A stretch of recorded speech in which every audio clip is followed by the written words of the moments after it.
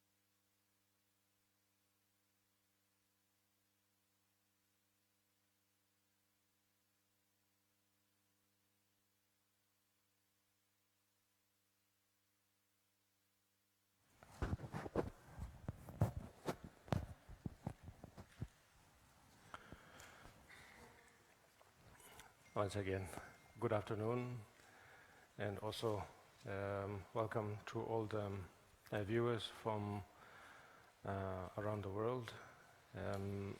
Thank you for joining here for today's session of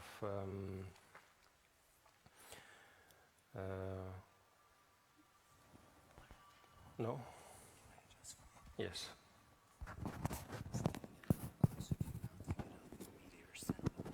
Okay.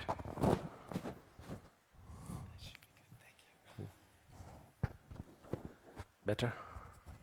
Okay. I have a big head, so therefore most of these mic systems have a hard time. Actually, I have a very strange shape of a head. So therefore,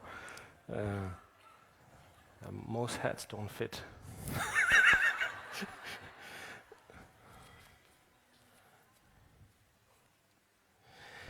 Yes, as I was saying,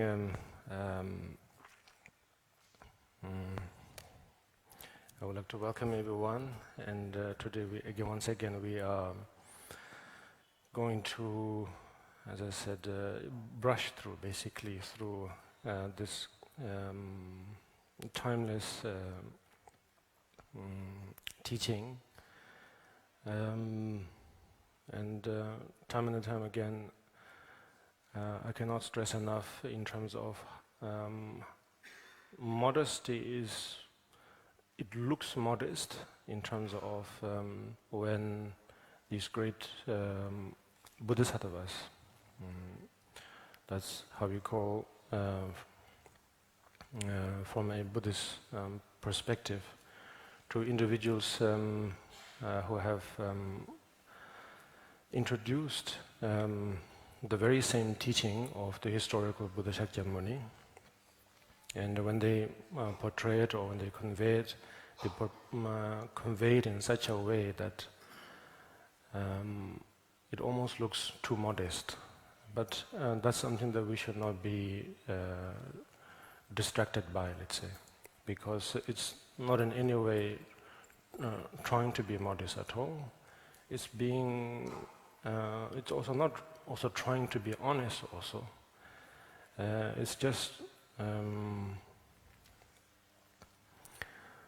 somehow one could almost say conveying something almost carefree. That's the thing. So therefore, the way this root text, which was verbalized in the beginning, just like I said did before yesterday, that that it is said, it is conveyed in a manner that is mostly for one's own reflection, but not really with great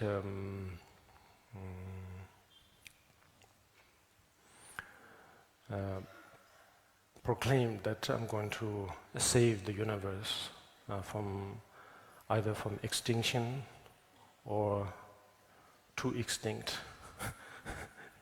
Because sometimes one could, I think, relate to Buddhism almost in a way that it is a very unique way to actually extinct all species, sort of thing. So it's as it is said by Shantideva himself, that it is really for himself, and if others also like and enjoy such method, then it is for their own reflection. It is for their own enjoyment. So that's the kind of attitude, if we can develop, then we can have a meaningful time together here, of course, today, as well as whenever we reflect on these teachings, we can find immense meaning. So, of course, the subject that we were on was patience, and thank you for your patience. And yes, we were going through this teaching, of course, in a format that we receive the lung, which is a Tibetan word. It's like some sort of linking. It's a way of streaming, one could say.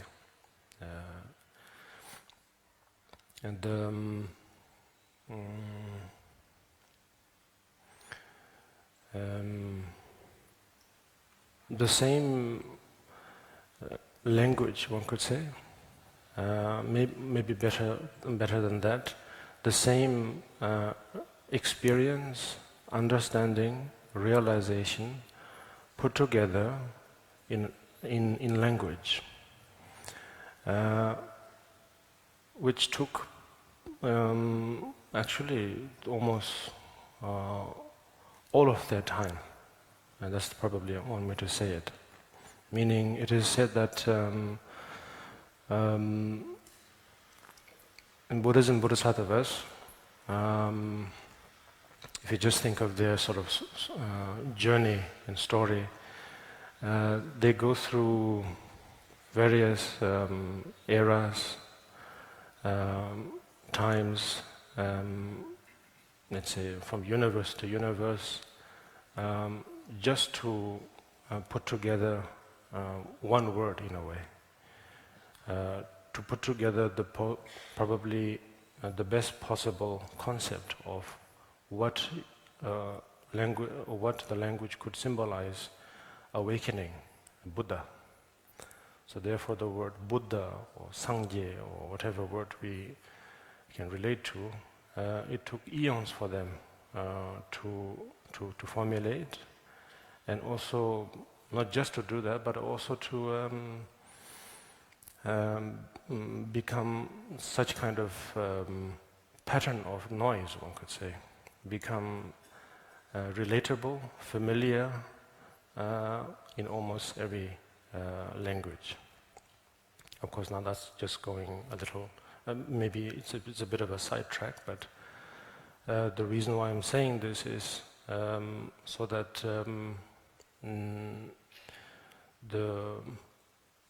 the lung that I was trying to define is such that it, in a way, it seems that we are trying to preserve something old, something ancient in our modern world, sort of thing. That could be one perspective. So therefore, in its own right, yes, in its own logic, it very much looks that way. Almost as if somebody didn't want to let go of the past and wanted to keep that old tradition alive at all costs, sort of thing. And so whoever has followed that method is dearly trying to hang on to it and using whatever means to accomplish that. So the reason why I'm stressing on this long issue is because it's not entirely like that. Probably it's more subtle than that. It's more simple. It's far simpler than that. Because the reason is because it's a very, very practical, and in our modern way of talking about it, is very user-friendly. Yes, because we all want things that are very user-friendly. That's where we are all sort of hooked onto, I dare say, Apple.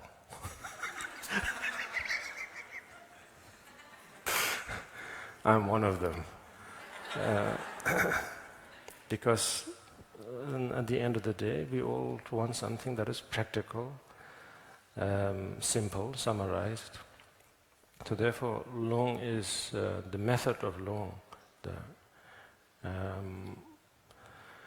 this technology of Long is very, very simple, and through it you can capture what someone realized and understood, put in very simple packaging, and carry it with us wherever we go. That's why memorizing thousands and thousands of pages of root text in various institutions, meaning like monasteries and so on, over the Himalayas, is because it's so practical, actually. And not the remembering, trying to force our way to remember, memorize all of the part, but it's just once there, it's always there. Once you learn something, then it's always there. It's always there at the tip of your tongue, and it's eco-friendly too. You don't even need small applications or gadgets to remind you, because it's there in your memory. So those are the sort of mediocre way of translating why it is so important to receive the Long. That through receiving this, and then we plant a seed. I always love this story of a pigeon that was there under the roof of, I think, Vasubandhu, and he practically remembered all of the sutras that Vasubandhu was reciting every night. But of course, by morning, all the pigeons have to go out to, of course, to feed themselves. So therefore, all the sutras that he was reciting in the morning were forgotten. But whatever he had recited in the evening, he could remember them all. So that so much so that later on, when the pigeon passed away and was reborn as a human being, he could still memorize them. He could still remember them, He could still remember them. That's how practical it is. So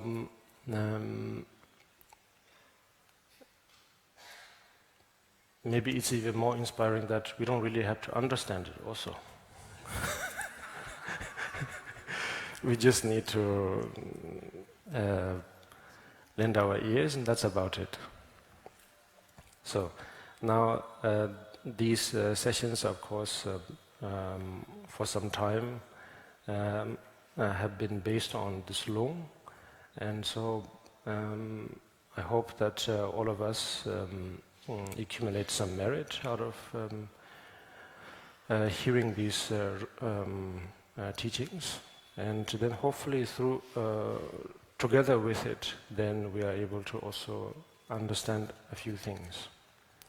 So now from the Patience, I think we are here, Patience chapter of this A Guide to the Bodhisattva's Way of Life, or Bodhisattva's Way by Shantideva. We are at the 22nd verse, I think.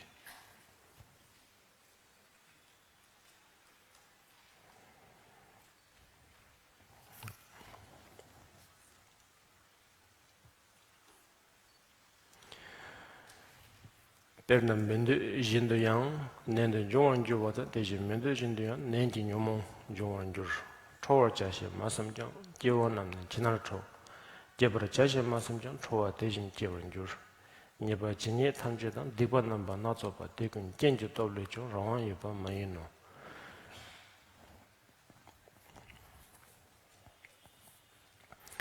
As I do not become angry with great sources of suffering such as jaundice, then why be angry with animate creatures? They too are provoked by conditions. Although they are not wished for, these sicknesses arise. And likewise, although they are not wished for, these disturbing conceptions forcibly arise. Without thinking, I shall be angry, people become angry with no resistance. And without thinking, I shall produce myself. Likewise, anger itself is produced.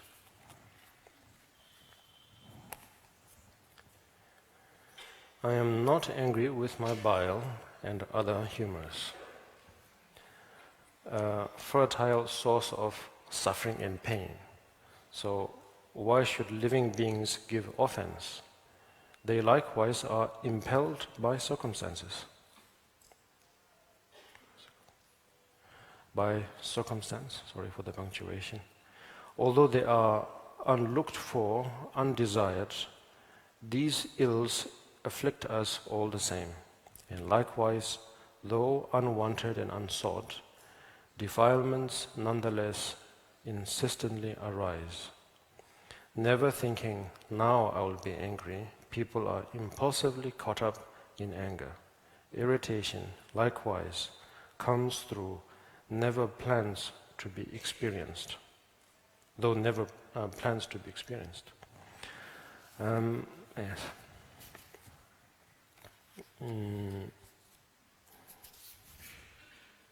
I think I was saying yesterday something about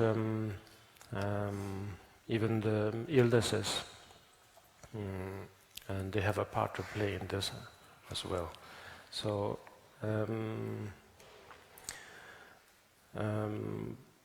it might sound like a repetition, a boring repetition, but most of these words are quite simple to relate to. But the repetition comes over and over again about how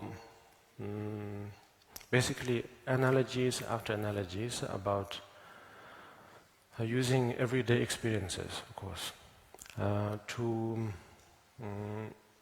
reason out why we should not be angry, sort of thing. That's the obvious, of course. The intent of it is to somehow promote the quality of patience, and that's the point. But we often don't realize that to some of us, of course, the obvious one seems very repetitive, but there are, of course, in various situations where we feel that we were so sort of suppressed by this emotion called anger that the everyday um,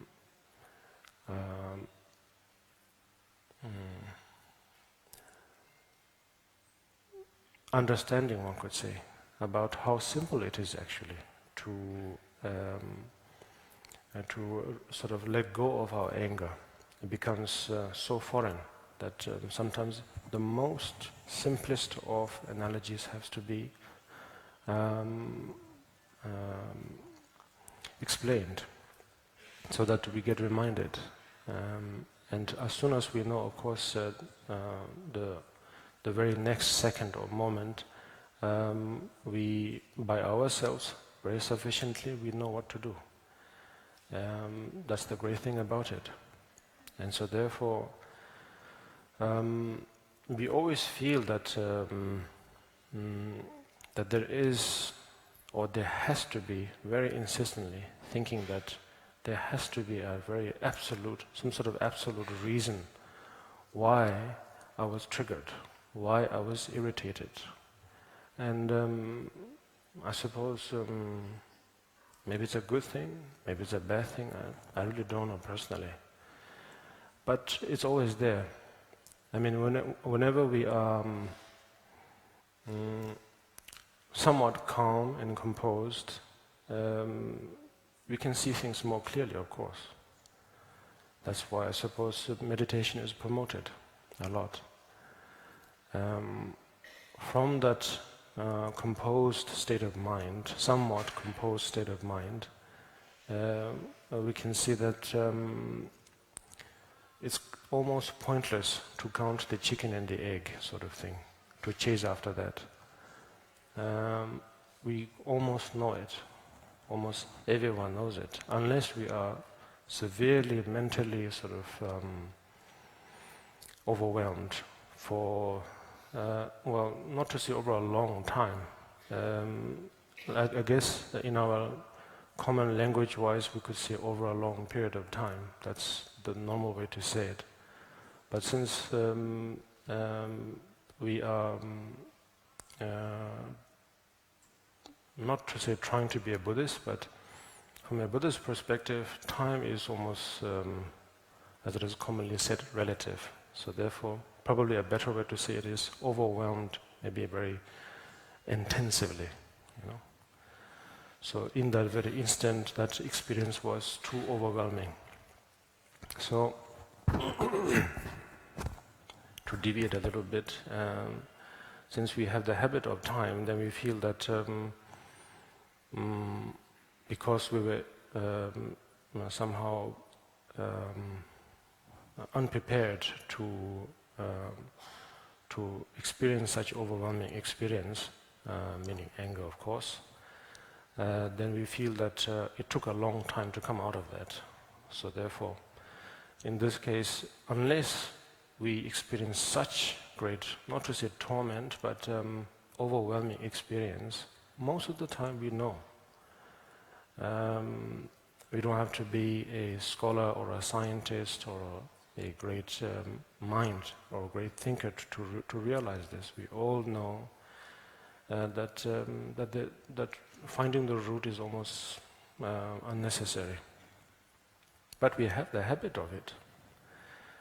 And so therefore, now here, Shantideva, of course, puts together various reasons. So in here, excuse me.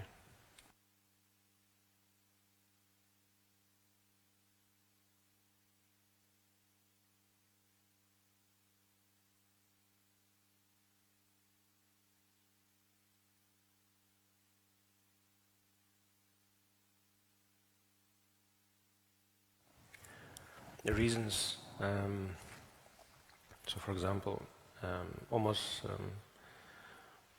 as is a rhetorical sort of way, that if we have to be that insistent or that forceful about a reason to get reason to reply, a reason to answer, because I'm irritated and that felt like a calling, and now I must answer it, answer that call, sort of thing. So if you feel that spiritual, then why not get upset with various other things? For example, if it often the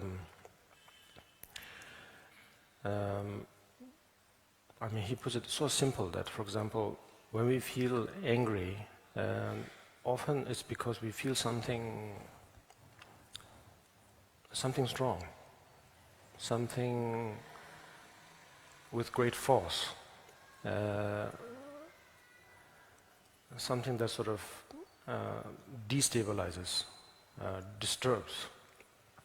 So therefore, of course, we have languaged that as suffering or dukkha, and so therefore, it's like so therefore now, if it is based on that very sort of simple logic of why we feel that we need to reply to that, reciprocate that, then why not do the same with even illnesses? Because even illnesses produce immense pain or disturbances, strong feelings. It destabilizes you. So why not get angry at them? Of course, later on it comes in the passage where it says that then why not get angry at the stick that beat us, sort of thing. But of course we don't. So therefore, if it is based on that logic that I must do something about it urgently because of that whatever experience called pain or dukkha, then if you are logic oriented, then we have to somehow be angry at almost every little thing. So therefore, if you can contemplate in that way, if you can reflect in that way, then again, in that moment, or based on that very sort of experience, we will again, as it is said, liberated by itself, without having to have any further antidotes or remedies. So,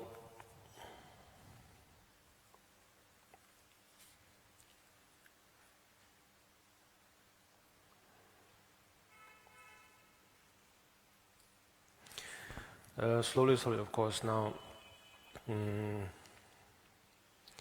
the verses focus on, I suppose, causality, one could say.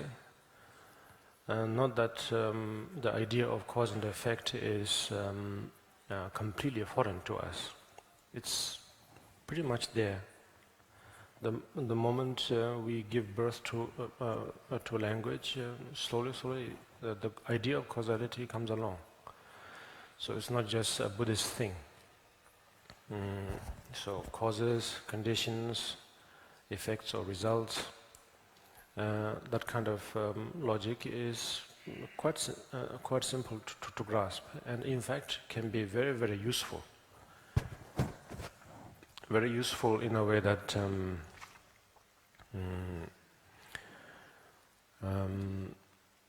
if there is something to deal with, very, very useful. But like with everything, if we overuse it, misuse it, abuse it, then even the medicine can turn into poison as well. So in the same way, we have to be careful about how we treat these sort of tools. So therefore, since we are quite familiar with the idea of causality, then accordingly, I think the the remedy of practice of patience introduced in that pattern, but in the most sort of appropriate way. So, and that starting from that particular verse about the illnesses, that if you have to be angry, we can even be angry at that. In the same way, then the feeling that someone or something intentionally irritated me, intentionally sort of disturbed me, if you can somehow have a perspective on that, that it's basically based on coming together of conditions. If you can view it in that way, then again things become less serious. Things will somehow cool. Whereas without using the technology of causality in this case, then somehow there's no sort of how to say, put together things in a rational way. So therefore, it's almost sort of becomes extremely spiritual, almost, meaning that there is no reason for it, and that cause of or the origin or the source of irritation and anger is absolute, and it's a complete mara sort of thing. And then right there and then sort of it gives all the ammunitions to abandon patience altogether. So therefore, in this case, it's a very sort of skillful way of somehow thinning down, one could say, that situation. So to imply that it's conditioned, it's not produced by itself. It's sort of it's momentary. It's spontaneous. It's sort of well, probably not the word spontaneous, but it's sort of abrupt. It's momentary, and in order to somehow say that, then we say it's based on conditions, and so that helps. But the word, when we say again causes or conditions or effects, there's a very sort of interesting way that, not to say only Buddhists are able to somehow convey it, but the word in Tibetan tsam, or in I guess a rough translation of it is probably only, that really helps to make sure that we don't overuse, misuse and abuse the technology of causality, let's say. So in this case, is to say that it's merely or only, it's merely conditioned. And by saying that, it gets the job done. First of all, it sort of cools the situation and makes things less serious. And at the same time, we don't become fixated on this condition again. Because we are all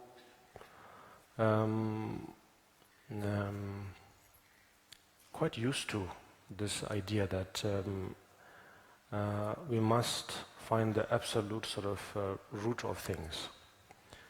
Not to say the blame game, but we feel, I guess it's a sort of a social structure that it feels that justice is served when the sort of the source is found out. And so therefore, now if we say that no, that person didn't do intentionally at all. It did it because it was provoked, meaning conditioned, caused by something. And so therefore, suddenly, of course, we feel somehow, not to say satisfied, but somehow calmed down by that. But then now we will use other things. because the word merely was not used.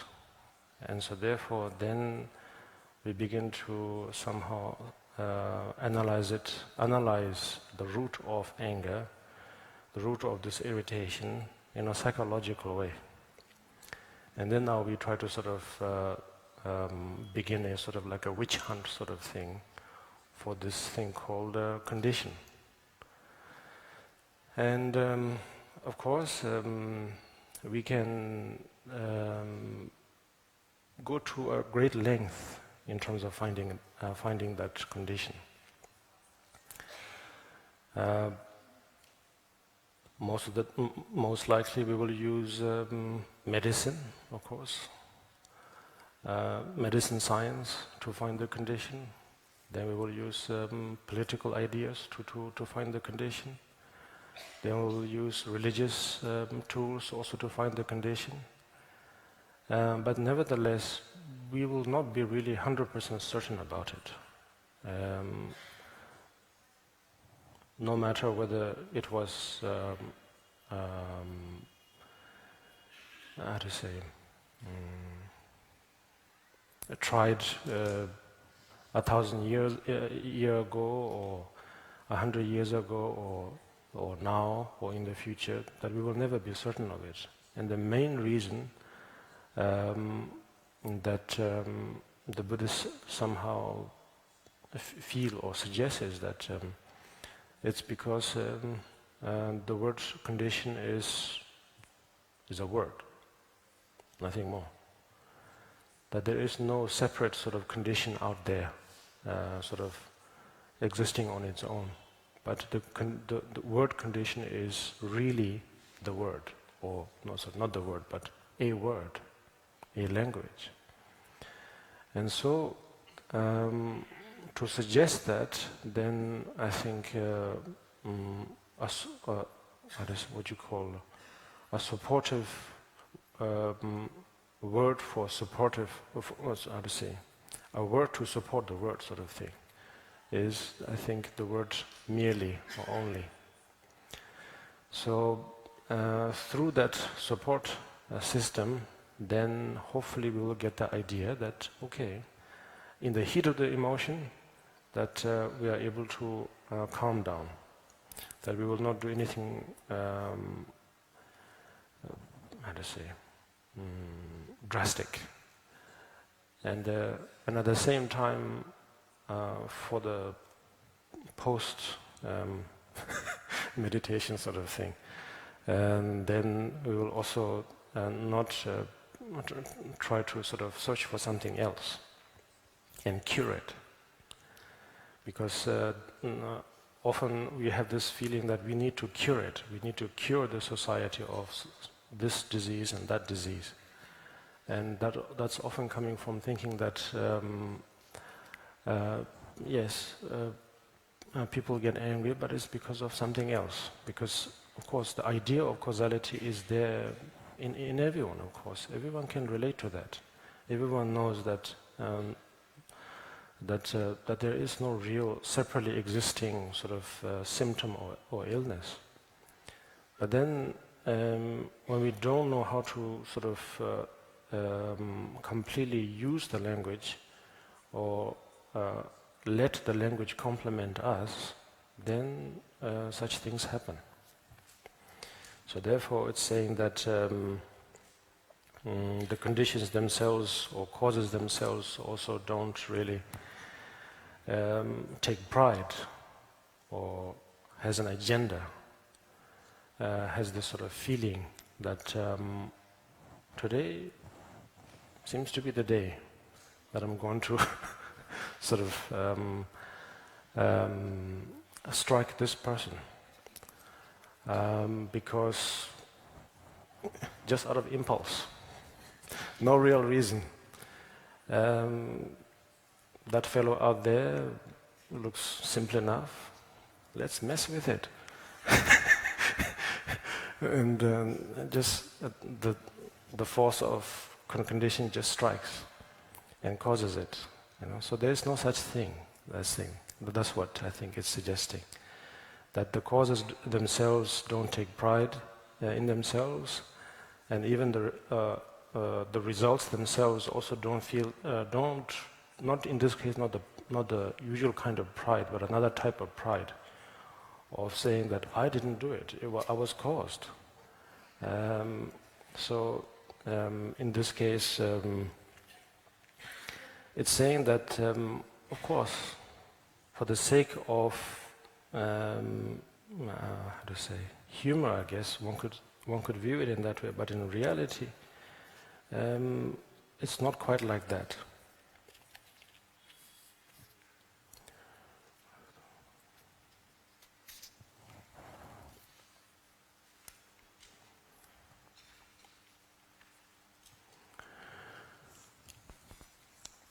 Jenam Soba Teta Jang, Jebra Jashi Semba Me, DJ Tiang Daji Semba Yoba Mayino, So Sheja Gando, Daji Taba Gayamba, Tinian Down and Jungjaji, Chedo Sanjin Junga Me, Majepane, Jemba, Tese Jeram de Bakan, Yulata do Inju, Gobran Juang, Mayino.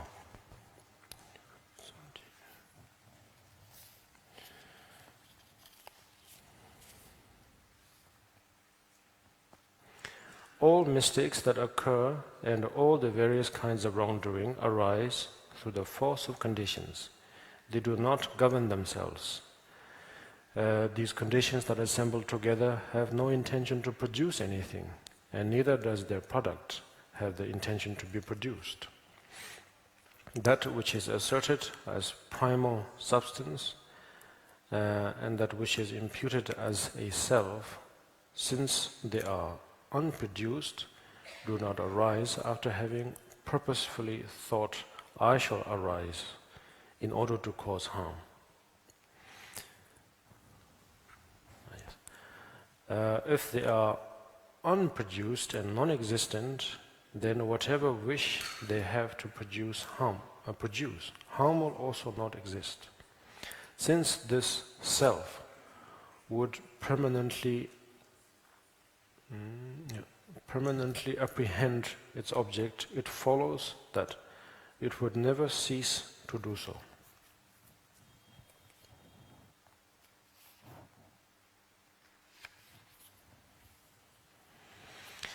Never thinking, now I will be angry, people are impulsively caught up in anger. Irritation, likewise, comes through, I think I read that earlier. All defilements of whatever kind, the whole variety of evil deeds are brought about by circumstances. None is independent, none autonomous. Conditions are assembled, once assembled, have no thought that they will now give rise to some result. Nor does that which is engendered think that it has been produced. The primal substance, as they say, and that which has been called the self, do not arise designedly, I suppose, and do not think I will become. For that which is not born does not exist, so what could want to come to be? And permanently drawn towards its object, it can never cease from being so. So, of course, now if you think about these, probably the last two verses from an academic way, then it's one of the biggest headaches, because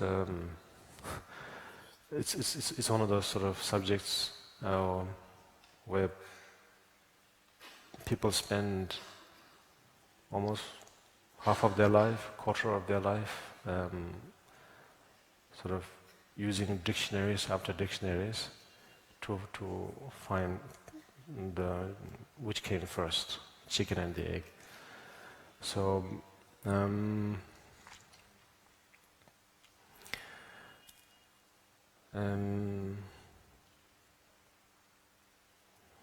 the simplest way to put it, I suppose, is just as I was saying earlier.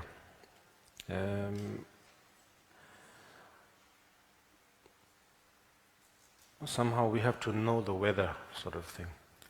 Um, if we know the weather, then exactly we know what to wear. Um, so in the same way, causes, conditions, effects, this idea of causality, if we know how to use it right, then it complements perfectly. And probably one could say that there is no better enlightenment than that. Meaning enlightenment is not something out there somewhere uniquely existing. It's just to have what I used to say sometimes, common sense, I think. So in this case, that's what it's all about. That if we know that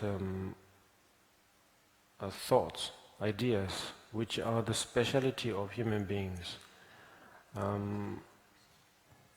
without it, the current world would not be how it is now. All polluted, full of smog, in constant turmoil. We will never have this wonder if it wasn't for human beings, if it wasn't for our thoughts. So we are known for it. I mean, it's sort of part and parcel of human being. It's not really a bad thing. It's a nuisance, but nevertheless, it's not a bad thing. It's just it comes with it. If there's a form, there's a shadow. So in the same way, it comes with it. So therefore, animals or celestial beings would never be awarded or would never have the chance for their entire existence, for their entire race, to have the opportunity to produce such pollutions, whereas we do. So now the thoughts, concepts, of course we sometimes say,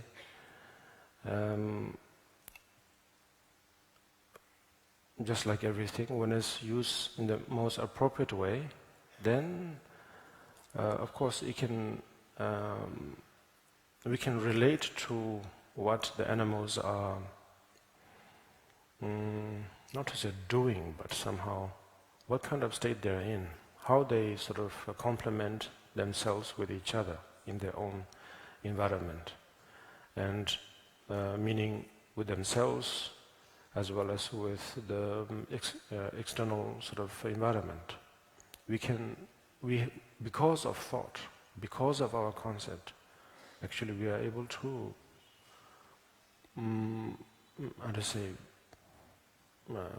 understand that. So therefore, actually, if used right, it's a great, most helpful, one of the jewels of this existence, of this world. So, just like everything, now when we sort of based on the most basics of thoughts, and then if we sort of accumulate more and more, and filter it, assemble it, disassemble it, through a lot of work, we can come to its sort of most essence. So in a way, to be able to use the language to even combat, not to really say combat, but to even work with the emotions. Because animals, of course, even they feel emotions. It's just, from one perspective, they look almost enlightened, of course. Because they just deal with the pain in its own right, and they don't do anything more, and they don't do anything less. But having the human condition, meaning having the thought condition, that's one way to describe human beings. So, not to improve, of course, that thought condition is not really sort of meant or will not really improve that experience. But somehow, at the moment, all I can say is that the concept or the thought or the language can help us truly understand what someone else is feeling. In Buddhism, we always, no, I don't mean to say we always, but the way we relate to the method of Buddhism is for a long time set in such a way that it almost, like any other religion, sort of finds a way to demonize the other species, sort of thing. So in this case, animals, yes.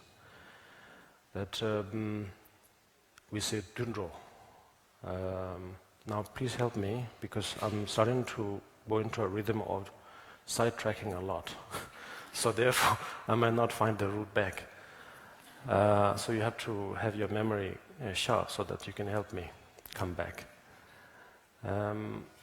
The word we use is nroa in Tibetan, and it's a very, very good word to describe the sentient beings, because at the end they are always, nro means walk or go, those who goes, those who walks, and it's true.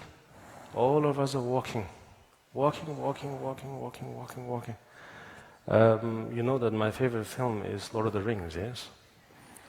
And then someone described to me, because I wanted to have someone else sort of share in my enjoyment that how good the film was, how good the book was.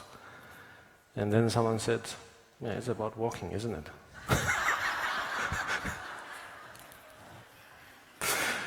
And of course, it killed my sort of my love for the fiction, but it gave me a certain sense of enlightenment. Because I realized that it's true. They were walking all the way from the Shire to the Mount Doom, yes? And okay, the ring was destroyed, but then what did they do afterwards? They walked back. So, nroa, you know, all of us are just going. We think we are reaching somewhere, and we are walking. And some say it's good for health, and so therefore, again, walking. Some says we will reach somewhere, so we will walk. So, nroa. So, in this case, the animals, they are described as dudro, means crawling almost, or how to say, walking on all fours, sort of thing. So I don't know if when that word was put together, if it was meant in a positive way or a negative way, or in a just nonchalant way, I don't know. But the word is dudro. So now going back to the root, if I can, is that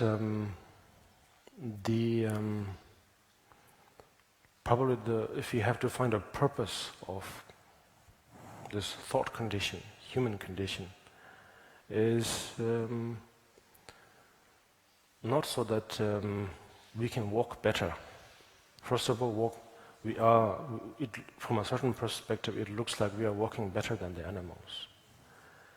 And so is it a way to, now that we have reached the 21st century, walking on legs is out of fashion.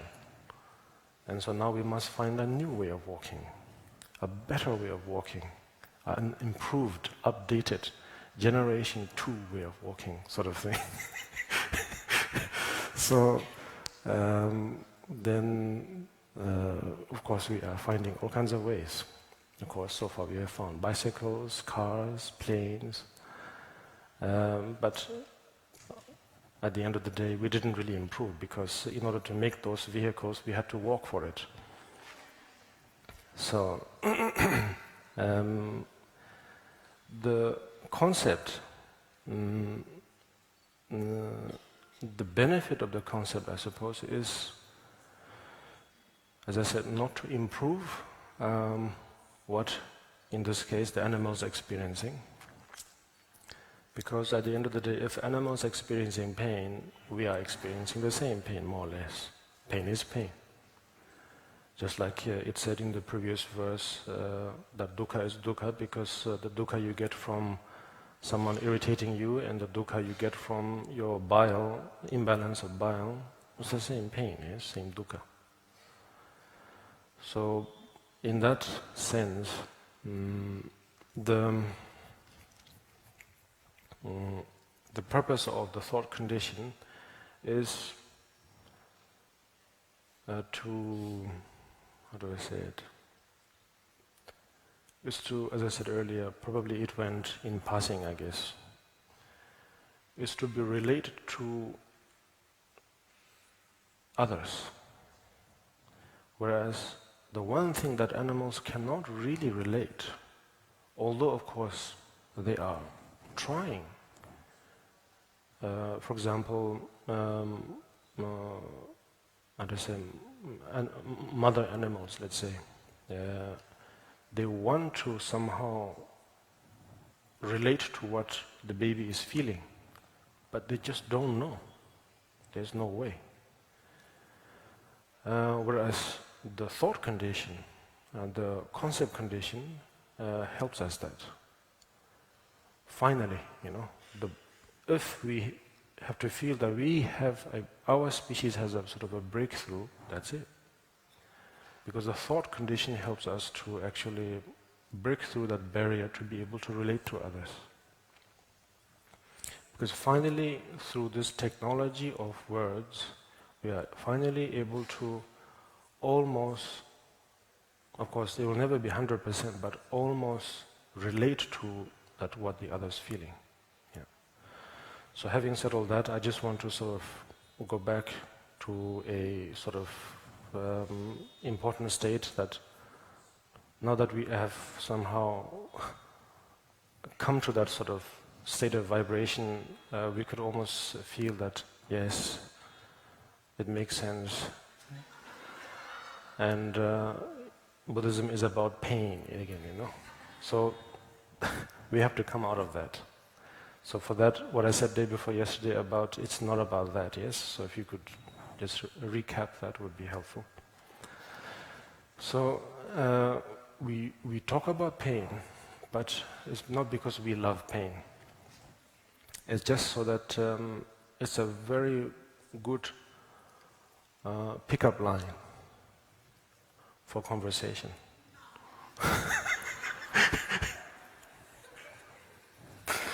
I mean, we can talk about the weather, how are you, but we just know that it's superficial, yes? But if you talk about pain, the initial barrier is that there is a sort of awkwardness, but once we break through that barrier, then we can really relate.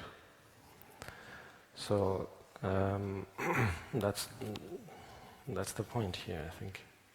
So now, having said all that, maybe now we can appreciate the academic aspect of talking about the causes and the conditions which are stated here, about the great self, the primordial self, which from a Buddhist perspective it could be the Buddha nature, the great self. That everything will be all right. Why? Because we have Buddha nature. The independent self, the primordial self. The Buddha nature will take us to the Pure Land. So in the meantime, we can live as we want, sort of thing. So therefore, no.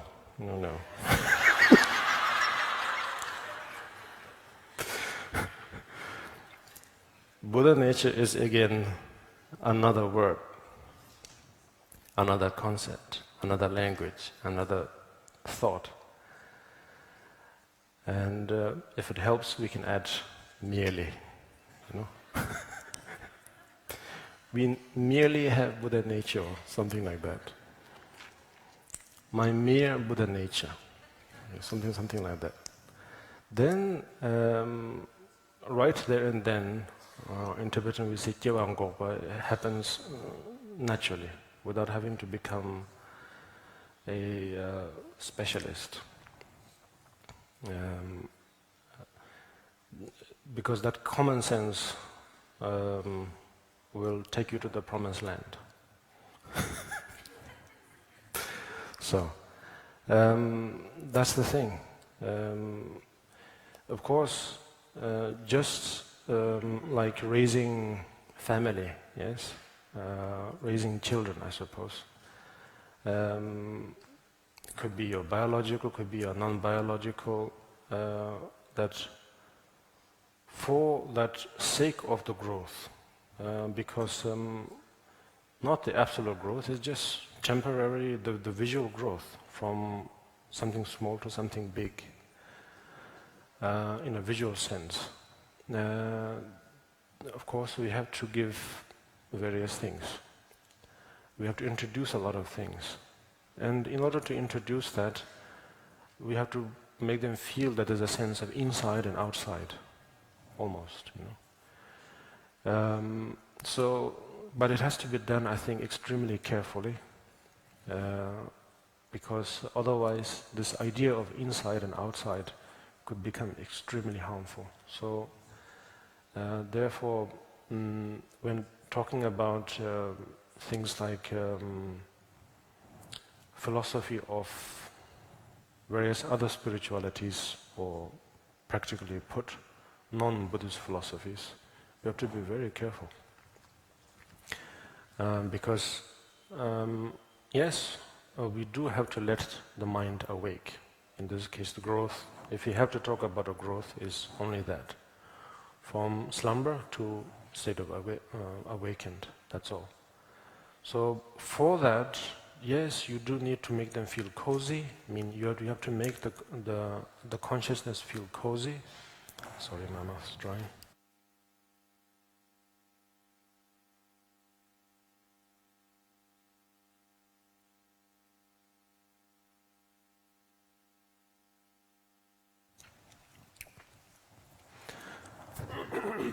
Cozy. And so for that, of course, to feel a sense of belonging, we use the word Buddhist, and of course branches of that, branches of the sub-branches of that, and so on. The helpful part is that it gives that sense of belonging, so that we have a sense of direction, we have a sense of north. Then once we have that, then it's okay. But if not carefully put together, then it's like when I heard so much about read here and there, heard so much about people wishing to become, not to become someone, but later on they realized that they have become the exact duplicate of that sort of thing. And many, I think, feel that way. Could be in terms of their relation with their family or friends. So many experience that. So in this case, it could be just the same. That we, in order to give a sense of direction, we say that this is the inside, that is the outside. But then, in order to, the intent was to say that this inside is relative, you know. But in order to say that, first, language-wise, you have to begin from 1 to 3. You know, you cannot just begin from random numbers. So therefore, you begin from introducing the outside, because it's a little bit visually, it's a little bit distant, so it's unclear. Yes, through our sensory point of view, it's also a little bit unknown. So therefore, it's only logical to say that what is unknown is the outside sort of thing. So therefore, um, mm, what we are really, what the philosopher in this case, or the parent, is really trying to do is first use that formula to come to finally also to talk about the inside as well. That is just the same. But conversation-wise, you need to have a beginning and an end. So it begins from the outside, then to the inside. So therefore, the outside, in this case, is talked a lot. And if you're not careful, then we, instead of coming to realize that inside is just the same, then we take great sort of patriotic sort of feeling towards the inside, and the outside is completely demonized sort of thing. So in that way, like for example here now, the non-Buddhist philosophies that are described here is portrayed not because of any other agenda. It's just for conversation's sake. It's just to say, just to talk about the inside. It began from the outside. That's all. So the outside, so not the outside, but then the conversation begins that now the so-called outside thinks, feels, talks, and acts about that the basis of all goodness, the basis of all purity, basis of all virtue. So therefore, then the idea of self and everything comes. So now, without having the second part of that philosophy, then what happens is that we begin to feel that now the idea of Buddha nature is serene, is perfect. And so therefore, at the end, we become exactly what we don't want to become.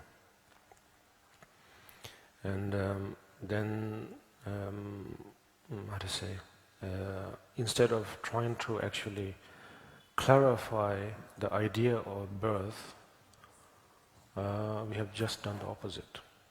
So therefore, this, from the last two verses, the first one was about, I think, it says blocking the birth, but it's not really about blocking birth. It's just sort of explaining what is the idea of birth. Of course, the answer is there, of course. It says it's unborn, and the logics are there, of course.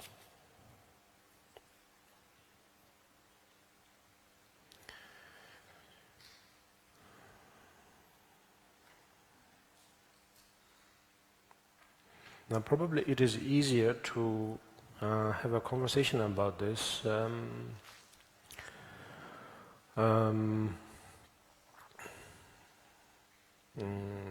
I suppose, I'm just saying, just relatively, to young ones, age-wise, I suppose, about this. Whereas when the same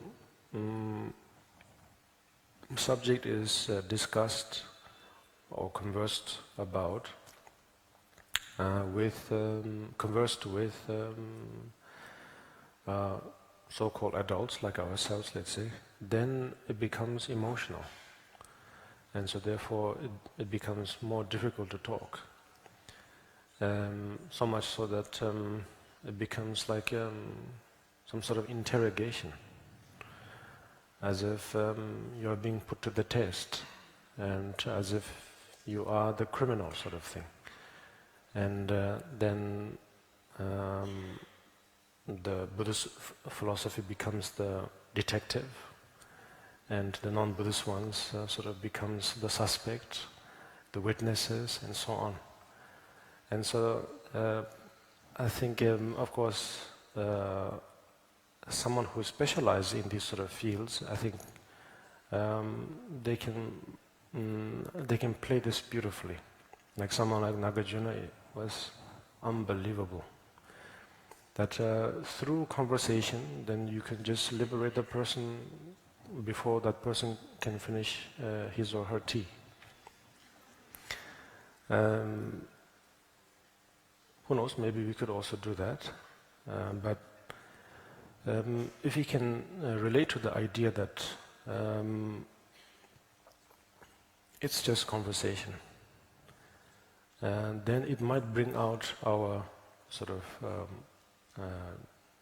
child side out and just feel not threatened at all, and not feel that yourself and my Buddha nature sort of thing, becomes just a piece of conversation, and then really have some productive experiences or realizations. Otherwise, then we become exactly what we don't want to become.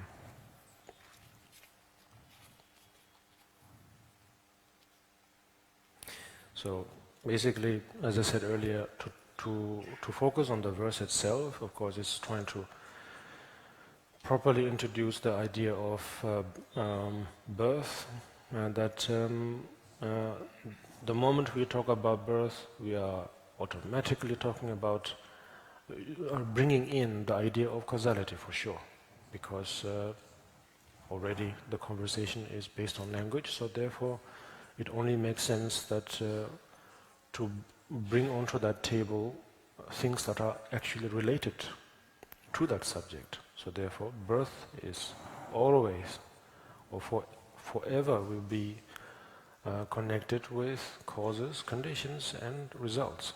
So therefore one is bringing in the not just a necessary but most related how to say pieces. So the moment you know that it's conditioned, right there and then, how to say, just if I say that, if I say something that is born without condition, it just doesn't make sense. So that's it, nothing more. So there's no real emotion about it. But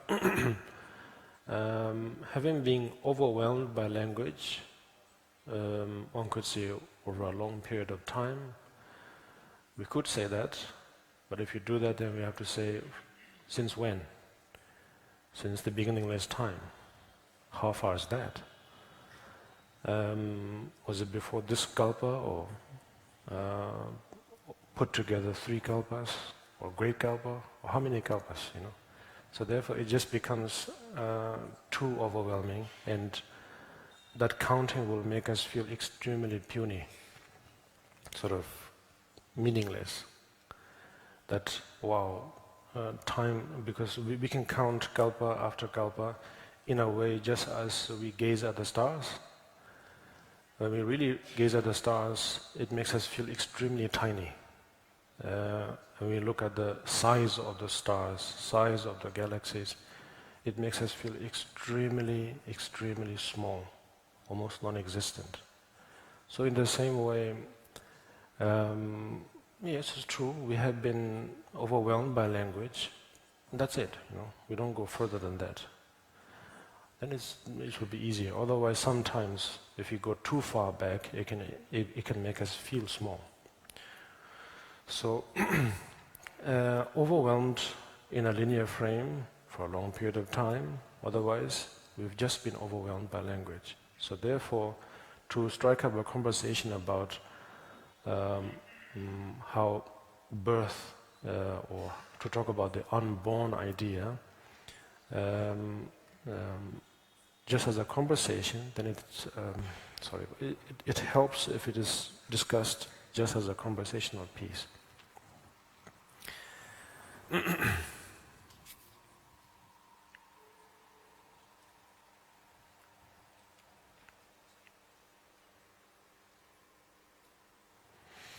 And so,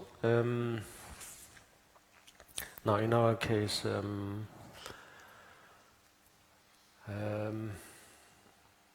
it feels comfortable and practical to feel that I have a Buddha nature, and I have given rise to that sort of thing through having having undergone a few rituals, and then now I'm doing this, and so I have registered myself in this big universe since maybe 2000 something or 1990 something, and then feel that now sometimes there's a bit of decrease, but nevertheless, it's going. Of course, we could feel sort of comfortable with that. But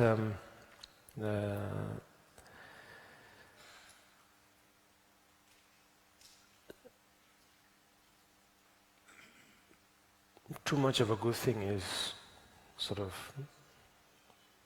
not so good. So therefore, we have to be careful about that.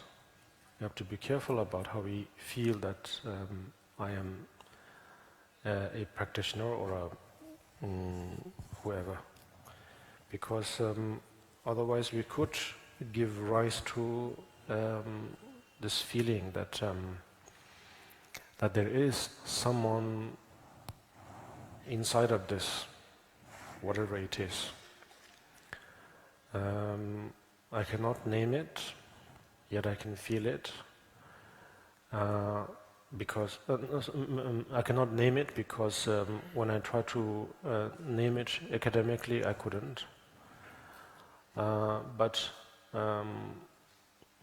how to say? When I feel hungry, I can feel that there is someone who gets hungry, or there's someone who gets angry also. And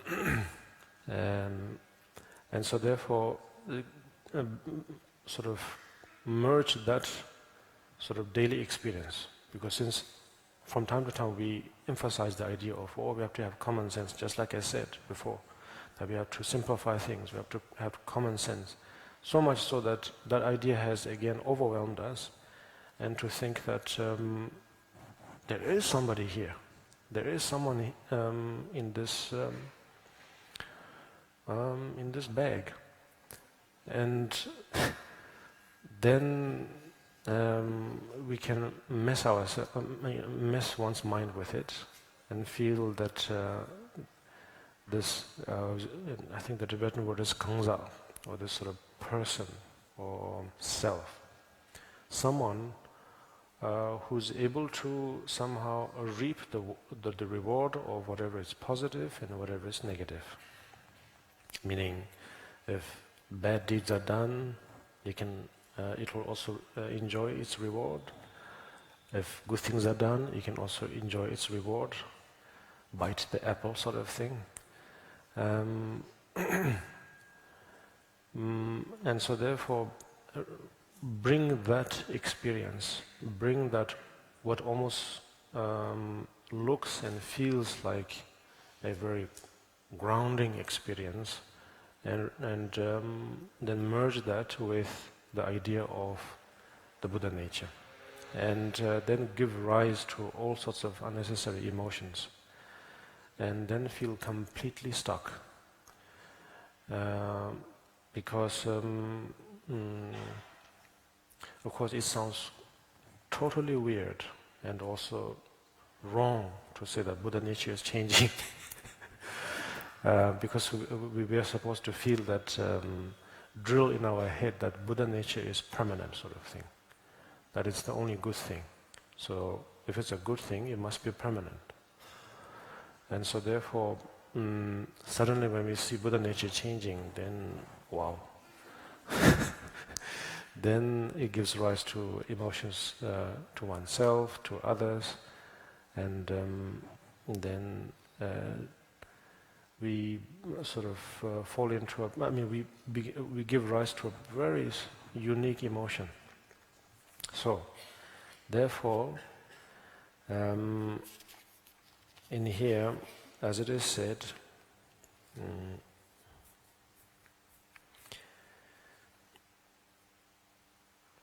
if you can just focus on the aspect that if the word Buddha nature or any of those gives inspiration, good, but don't dwell more than that on it more than that.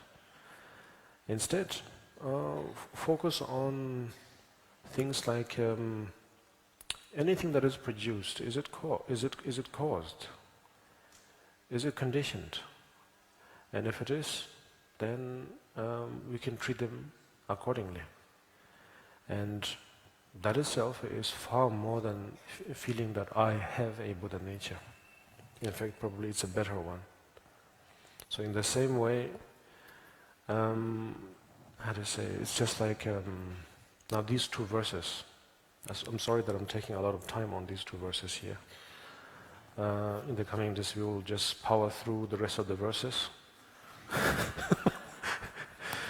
But the reason I'm stressing on these two over and over again is because we celebrate birth, don't we?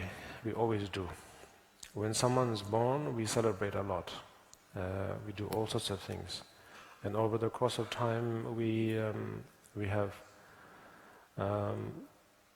have sort of become almost a little extreme with the idea of birth. But when it comes to the topic and the idea of death, then we become extremely glum and grim and so on. So therefore, it's basically balancing it. Yeah. So therefore, it's not saying don't be happy when someone's born, and don't be moody when someone dies. It's not in that sense. It's just it's saying that how to say.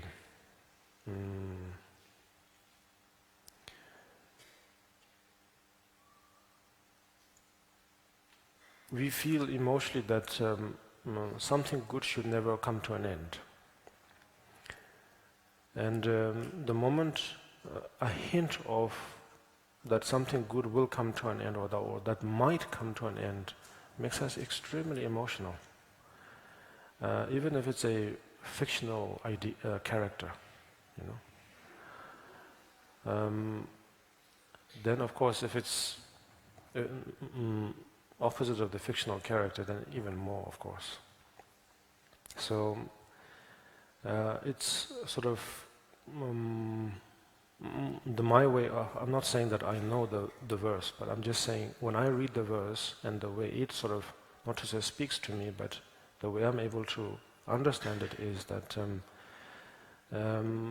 the cessation, the death in this case, is it's if possible, it's supposed to be seen as basically nothing more than a change. And if it helps to add the word merely, merely a change. Yeah. Because often when we relate to the idea of death and birth, we meaning human beings, we relate to it through, once again, no other way, but mostly through words, through language. Of course, with our senses and everything, meaning from time to time when we don't depend on the language, we can see something else that sort of goes almost together with the language, we do see something. We do see someone having the very first breath, someone breathing for the first time, and someone breathing for the last time. We do see that change. And most likely both also doing more or less the same thing. Someone who breathes for the first time cries. Someone who breathes for the last time equally cries. And so therefore, now, in this case, for a good reason to say somehow superior to animals, let's say. Now we are able to look at the same thing and relate to the same thing, not just through our eyes and our feeling, but also through our words. And so therefore, of course, if you want to know more about it, the word will somehow help it even put more details onto that very same experience. Of course, it could be made now. We can put fictions on top of it, of course, and to make it extremely beautiful or make it extremely dull, make it extremely painful, and so on. But at the end of the day, if again the language is not misused, the direct experience of something that is being born and something that is dying will not be at all. I'm not saying it will not be good or bad, I'm just saying it will not be the same as what the language is suggesting. It will be quite different. Yeah. And I think sometimes we realize that, but often we are using the language so much that we don't really we miss out. Yes, we miss out in that experience completely, and not only miss out, we relate to the language far more, and on top of it we ruminate on the language further, so that the feeling of something passing becomes unbelievably unbearable. So therefore, it's not a way to really to say comfort and say, come now, you know, it's all right, R.I.P., you know. I'm not a fan of this word R.I.P. at all. It says RIP, actually. Because if one really understands the universe or the reality, first of all, in one way, RIP is, if RIP is really real, it's so dull. On the other hand, RIP means that's it, you know, there is an end. So therefore, in here is saying there is no RIP, the last verse. It's just, if you put it language-wise, it goes on. But we have to be careful about how we also catch that phrase of saying it goes on. If you're not careful about it, then it almost feels that there is something independent, you know, that our words and thoughts will sort of vanish into thin air, but something there goes on, you know. So therefore, again, we have to be careful about that. So therefore, if you just take it on the spot, on that momentary base, that it's not an end, it just goes on, and no more. And just, if you have to talk about Mahamudra, then just rest in that state sort of thing, and just let it go. And that's it. Now that doesn't mean that you become heartless, and you become numb, and you become so you are so good at it, and you are a professional now. That you're like the best undertaker sort of thing. Not at all. It's just that attitude. If that attitude is understood in its own right, then it gives you all the energy you need to not to feel depressed, not to feel somehow lagged. And at the same time, there is no, of course I have to say it gives you energy, but it doesn't really give you an additional or extra energy. It's just that you feel like you got something external or added energy, but it's not it. It's just that you are there. You are you just realize that sort of composed state, and that itself is the energy. So I hope I'm saying all this right and not deviating us from the scripture.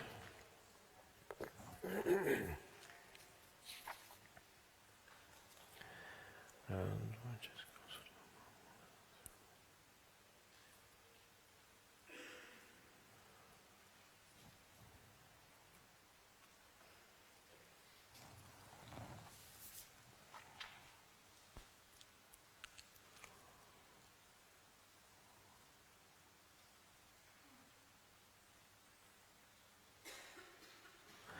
yes, and the last verse once again it says.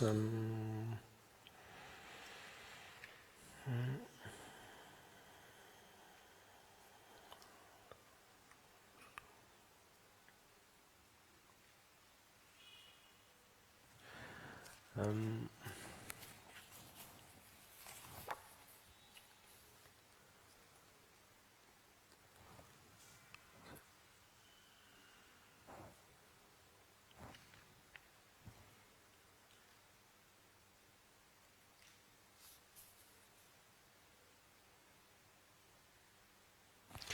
well, I think that's it for that.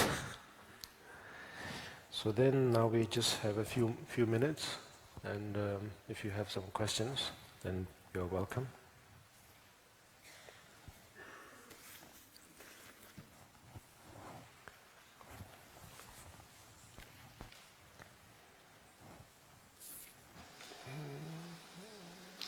Hello. Yes. This is day before yesterday. You said, or I understood in such way, that all pictures I perceive, this is in like I face. Yeah, they come without agenda, and so it means. Does it mean like so? Everything I see, I perceive, comes without agenda. And is it good way or good to remind myself like constantly or somehow, yeah, that everything I perceive is pictures, everything I face is pictures which come without agenda. This is first. I have also another one, if possible.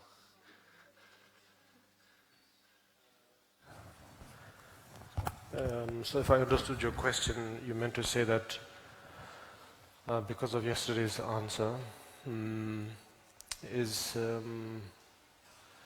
about that the reality has no agenda, and so therefore can you treat almost every experience in that way, is it? Yeah? Yeah, and remind myself about like, that doesn't matter any moment I perceive this comes without, like, it's just a picture which I face, Right. which come without plan, without agenda. Right. It's, I understood in such way, maybe you confirm or say like that it's wrong or something like this also. That's pretty much right, yes. If I have said it right, that's the first thing to take care of. Then, in terms of application and the practice and the meditation, meditation and then the application afterwards is exactly that, yes. Now, I don't mean to sort of discourage you by saying that it's very hard.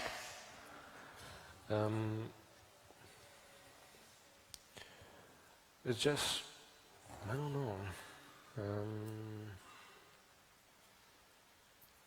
If it helps to take my word for it, then you can do so. But otherwise, if you don't find that enjoyable, yes, Meaning that now you're doing it because I said so, then better not to do it. Yeah. I find it very much enjoyable. It's impressed me and Okay. But you never know. You might find it enjoyable now, but later on you might not enjoy it. I got You never know.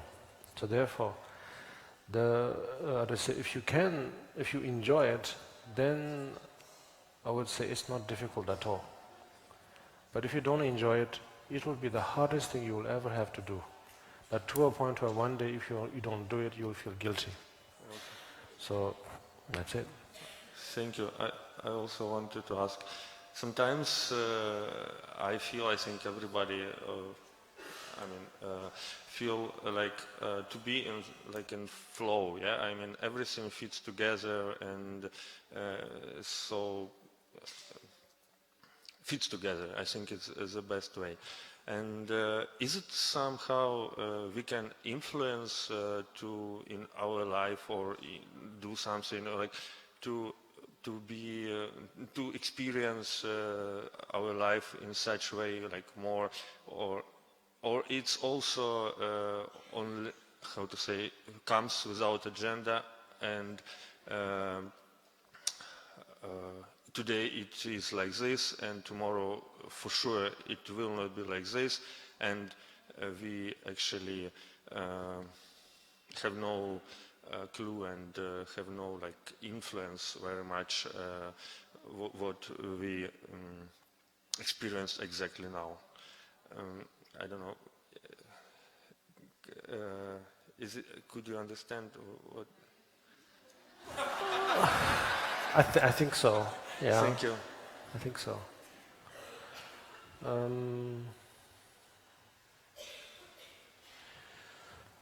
How do I say this?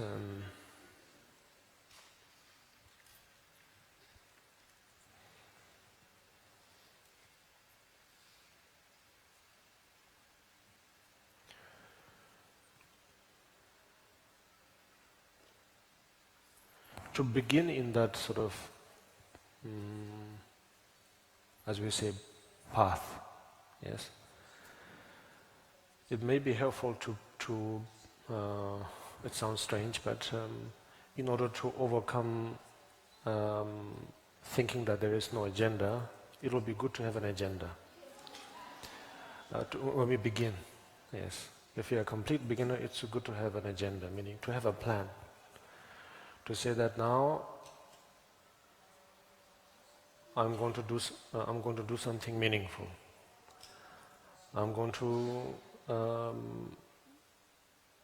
perceive the world as if there is no agenda, sort of thing.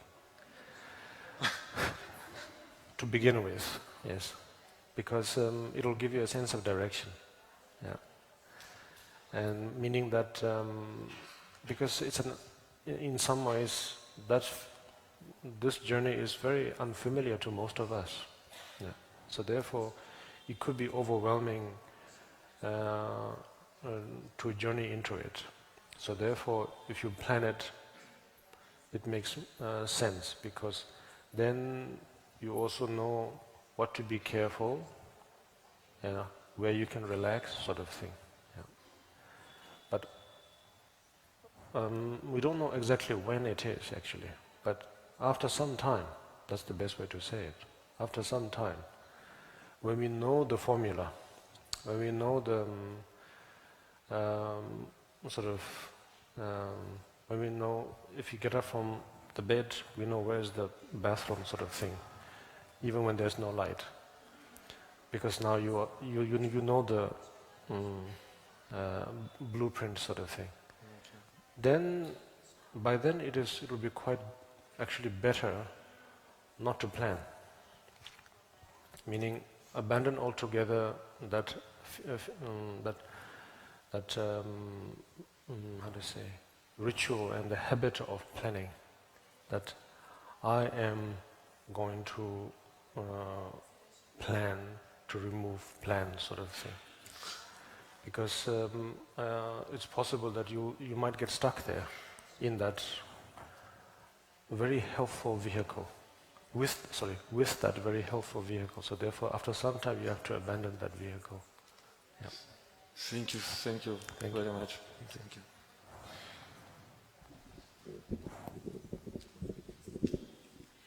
Dear Kamapa, thank you for your limitless love and great compassion for all sentient beings.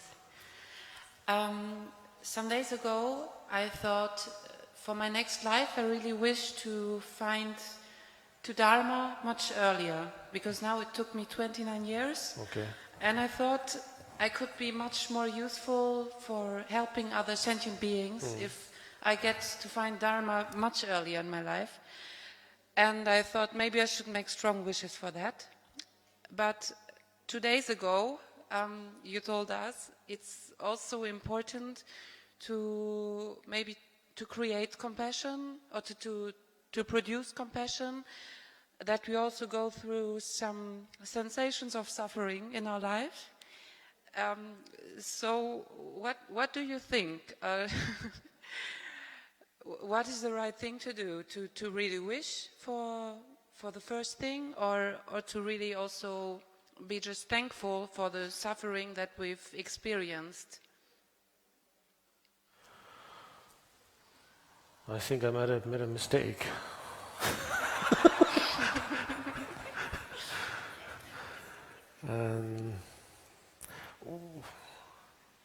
Well, I suppose it might sound that way, that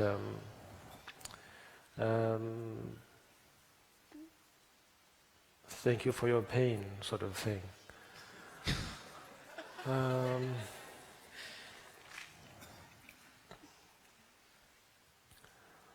If I understood your questions correctly, then accordingly what I will say is that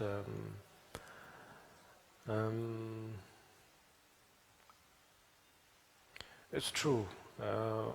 Right now, for example, after this we will meditate on the sadhana of Chenrezig.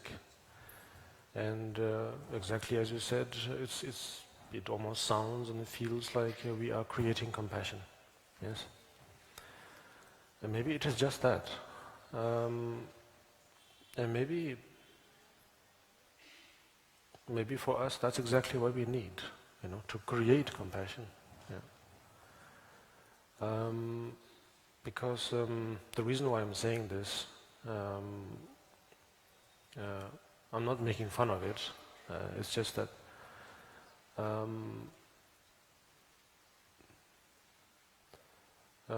what the Buddhists say is that the compassion, although it looks like it's created, it's actually somehow,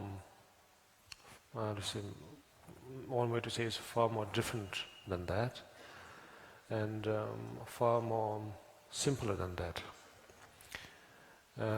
But nevertheless, in order to relate to the idea or the experience, not idea, experience of compassion, sometimes trying to force our way to give rise to compassion sometimes helps, yes. Sometimes, of course, every situation is different, so therefore sometimes it helps to abandon compassion. It sounds very radical. Yeah. The reason why either way works is because compassion cannot really be generated or created. Because creating compassion is the aspect of creating or generating compassion belongs only to the language. Yeah. So therefore, the reality has, I would say, no, well, similar to what the question and answer that we had before with the other gentleman, is that there is no agenda, right? So therefore, yes, I think if you feel that it helps in your case to give a beginning, to create compassion, if you feel that this is what's going to help you to experience the reality, then by all means, you should do it. Yes. Thank you very much.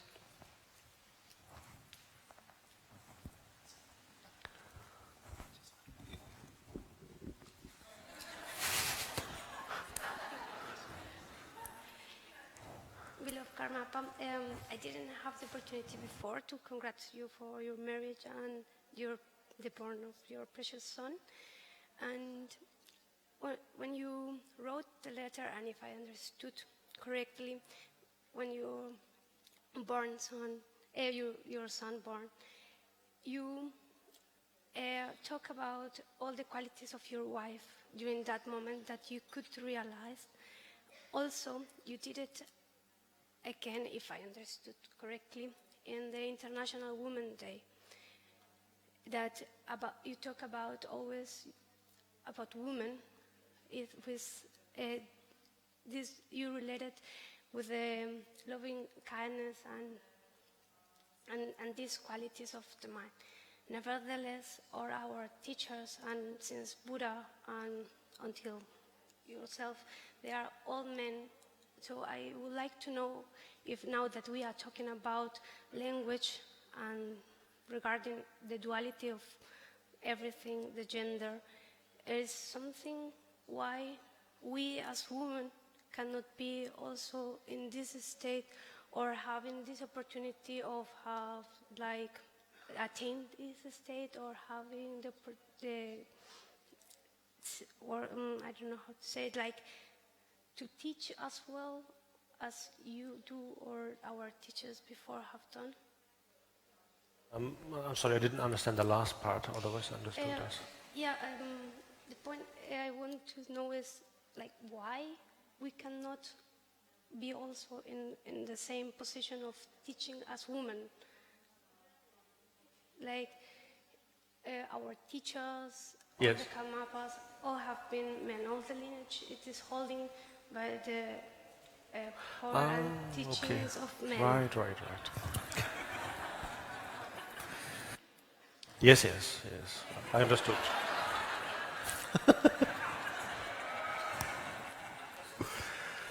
Right. Well, I don't know. How do I say this?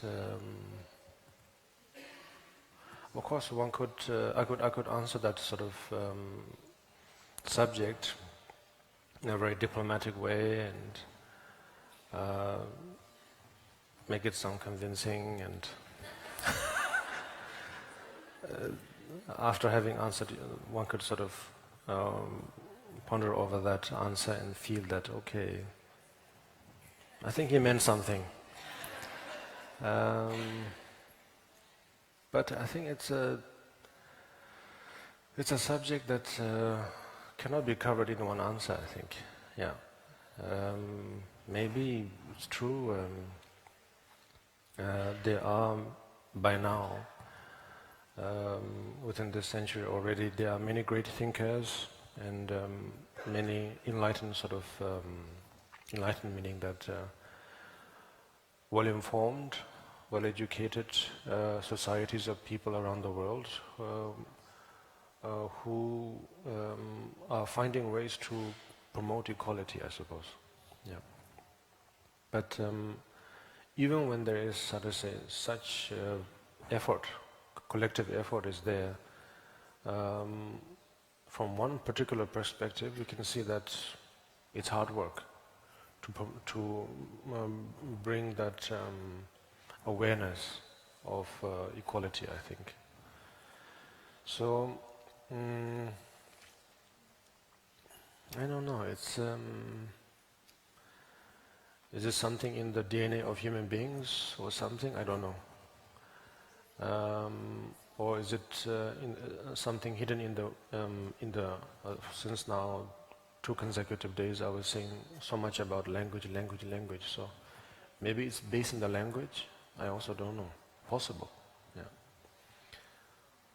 For whatever reason, there are great forces in this world that that have started great big machines. So, meaning, I think one of the main causes would be basically, I think, language itself, which has given birth to various religions, various philosophies, in the form of the obvious religions that we know, and sort of not so obvious religions that we are practicing, yet we don't recognize them as religions, such as the modern medicine, modern everything, yeah, all forms of modern science. Not that they are bad in any way, but they are the great machineries. And so maybe in all these machineries, and which is based mainly on the language, maybe there is something there. I'm also quite surprised, actually. For example, in Tibetan, it's weird. In Tibetan and also in Chinese, actually, when we say, like in English, probably it's quite interesting when you look at the comparison. In English, I'm sure in most Western languages, probably the same.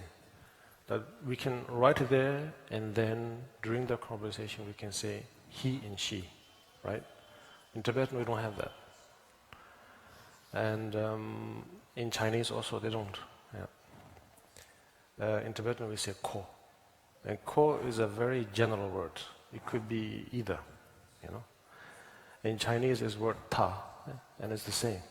It doesn't define he or she. So therefore, to us now, who are used to the idea of Western languages, to say in terms of etiquette or in terms of habit, we are used to this definition that even during conversation it has to be defined exactly which gender, yes? Whereas in such languages, Tibetan and Chinese and so on, they don't. And so therefore, during the most simplest of conversations, and even sometimes even very important conversations, let's say serious conversations, that always creates a bit of a sort of a headache or a misunderstanding sometimes. And to me, not exactly a misunderstanding, but it just sort of always surprises me. And the surprise is that because of the habit of that highly defining the gender has influenced the other languages to now precise the gender. Yeah. So therefore often, actually in Tibetan or in Chinese, they often meant she actually, but they will often say he. And since now I'm quite more familiar with the English, then I'm thinking, I'm right there and then imagining, how to say, just the opposite gender. And so therefore I'm trying to understand exactly, he said that or she said that. And so I'm confused right there. So I don't know. Even when I don't know if it is to say by instinct, maybe it's not instinct, but just sort of unconsciously, when we say, in English, I mean, in English, when someone says, if a gentleman says, just casually, without really defining a particular person, but just says, normally, of course, nowadays we use the word one, which is quite interesting, which is more practical for me. It says, if one wishes to reach enlightenment or something like that, then I like to use the word one because it's more general and more practical. Otherwise, I continuously have to say he or she, him or herself all the time. So, in this case, I often find people, even gentlemen, when they say, when he reaches enlightenment in a general sense, he's not saying Mr. Such and such, but sort of habitually they are saying that. And I can understand that. But somehow I can also see that even the ladies are also saying sort of unconsciously more or less the same. She won't just say, when she reaches enlightenment, often she's also saying, when he reaches enlightenment. And I get quite shocked. Because I can understand when a man says that, but when a woman says that, I find sort of imbalanced sort of thing. So the reason why I'm saying this is, I mean, maybe whatever I've said maybe doesn't really have any connection to it, but I don't know, it's something to do with the language, I think. Of course, now I'm trying to resort to the idea of blaming, of course. But something to do with the language, I think, yeah. That has created all forms of, how to say, in certain cases, like in Tibetan and Chinese languages, because there is no real emphasis on the gender, actually you can sit if you like. On the lack of emphasis, one could say, somehow that has gone down, not to say a wrong way, but in a strange way, and that sort of, I don't know if it's the right word to say de-promote, or the opposite of promote, the idea of equality in some sense. And in languages that are based on actually emphasizing the gender, although it's supposed to be good because it's finally defining who is doing that, yes, who is doing what. But even though it's promoted, there is a sense of still not having used that in the right way, one could say. Yeah. So therefore, I really don't know. All I would say is maybe it takes time. Yeah. One can force it. One can force equality, but does it mean that it will happen? Yeah, in short. There is something in our language that is working in a very strange way. So much so that it's blocking our enlightenment in some ways. So yeah, there is something to think about, I think. Yeah. And the reason why I'm also saying that if you force it, it might not work, is because we could think that now we have the perfect environment, and so therefore we can pioneer something, and that is unthought of, and then promote sort of completely radical sort of way to promote something good, of course, with a good intention. But I'm not sure if I to say if it will actually bring harmony or bring more sort of I don't know, bring more sort of emotion. So it's difficult to say. Now, emotionally, if you still feel that no, something has to be done, something has to be there, I would say that, for example, this physical appearance that we have, yes, the physical manifestation that we have, of course,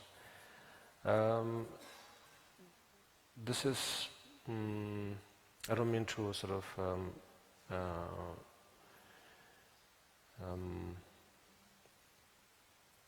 put it in a negative way, but it sort of changes. It's all momentary, of course. But the consciousness aspect, what I say, it has no real gender actually. Yeah. So therefore, I think for those environments where actually people need a sense of, I don't know, a mother figure. I think it will always exist, yeah, no matter what form actually. And wherever there's a sort of a father figure needed, accordingly it will always appear. Doesn't necessarily mean that, I just say, we always have to have everything identical. Now this is just really my own personal sort of opinion. So therefore it could be not so appropriate, but from the way I see it is that doesn't mean that if we promote in terms of gender equality that suddenly there will be there's no guarantee that the mothering aspect will equally promote, you know. It's just with time everything changes. You never know, maybe after 20, 30 years, or maybe within our lifetime, maybe we will actually see a drastic change, a sort of a movement that sort of carries all of us to have the very dream that we all want to see one day. But till then, I think we cannot really force it. Yeah. But one thing's for certain, that mothering aspect, I mean, I would say mother's caring aspect, that will, I would say, never cease. Yeah, it will always be there. I'm sorry if I didn't answer your question.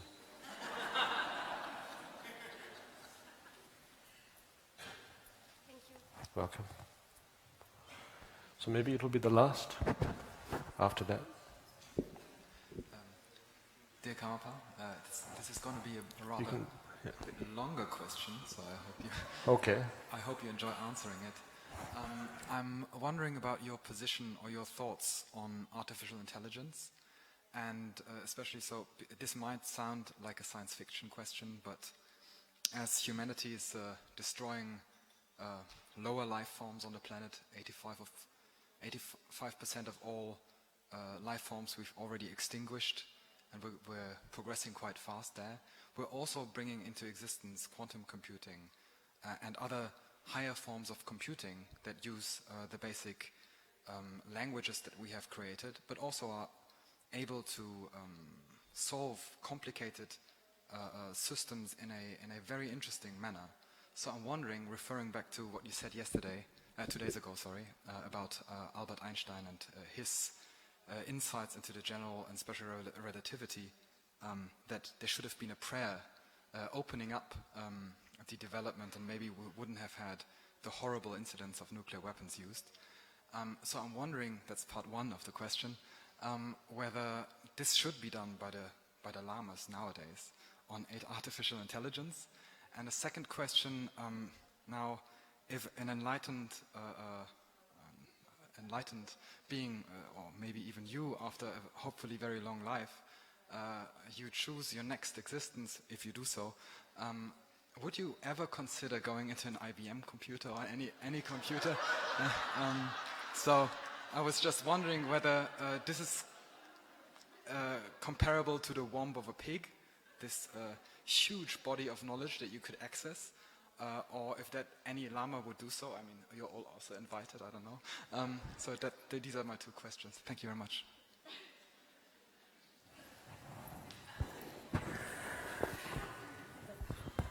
I just had this horrible image of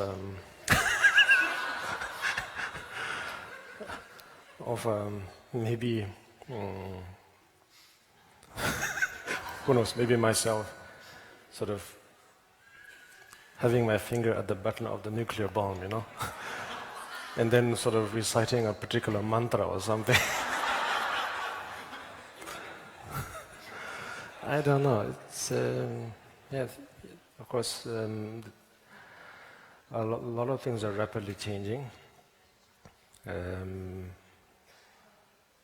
remember the time when the first cell phones came. They were probably this big, and they had to have a strap so that you could carry it. And then that went to a smaller one and a smaller one, and I think the smallest one I've seen was the Motorola, the flip-flop. It was the coolest thing ever. Whoever had that was it. And then from there, for some reason, initially it was so good to have everything small, small, small. But then, by now we have actually larger and larger phones. And that it sort of contradicts with, at that time, what we thought was important to have, which are small. Anyway, the point is that within a very short period of time, things are changing so much. So therefore, I really don't know what to say, actually. Yeah. Who knows? Maybe it's a good thing. Maybe in time we'll all be downloading or uploading our experiences into the great machines, and I don't know, turn the world into some sort of a Cybertron, I guess. But I don't know. Although of course I'm a big fan of fiction and sci-fi sort of aspects of the fiction, it's just still. When I first nowadays you can see from various universities where they have where they're testing it out, various machines that can walk, that can jump. For me, it was quite horrifying. Rather than seeing that it was a great, forward sort of way of, in terms of movement, but I don't know. Anyway, to each of you, you can relate to that in your own way. I think it will definitely create a lot of issues, I think, in terms of, I suppose, copyright. Because now how will you copyright my Buddha nature with your Buddha nature, you know? It'll be quite difficult, yeah. Sorry? It's not on, I think. You worried about possession at that point? I don't know. You never know. I mean, that's the thing. That's a very good question, actually. That really helps, because when we think of enlightenment and when we're thinking about Pure Lands, enlightenment, Pure Land equals to many things because of the way we are, the way we grew up. That we think that if we could reach enlightenment first, great, it'll be great. And then we will be able to save all others, you know, and then turn them into enlightened beings. Then yes. Then now after we're enlightened now, maybe it'll be cool to download or upload our enlightenment into the artificial intelligence and so on. I don't know.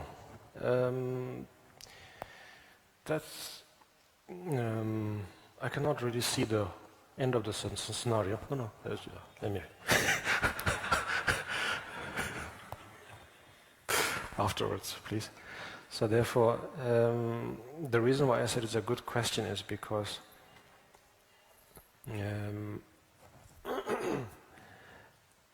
that's not quite the picture of, or that's not quite the reality of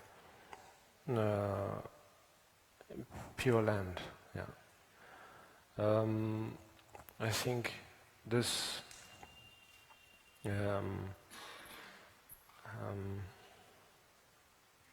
gesture or this act, this maybe the best word is appearance. Yeah, appearance of owning, appearance of, to simplify further, appearance of birth and death.